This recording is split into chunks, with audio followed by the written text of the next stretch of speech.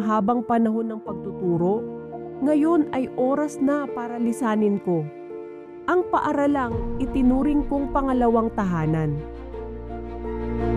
Parang kailan lang, ako'y nagsimula sa paaralang ito.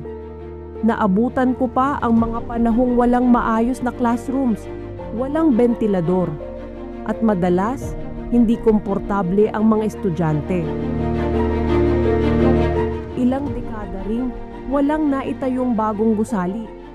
Pero ngayon, sa wakas, itatayo na ang makabagong classrooms para sa susunod na henerasyon. Kahit ako'y paalis na, masaya akong iiwan ang paaralan dahil alam kong may bagong simula para sa Mangatarem Central School. Maraming salamat, Ayudaman. Maraming salamat, Congressman Mark Cuangco.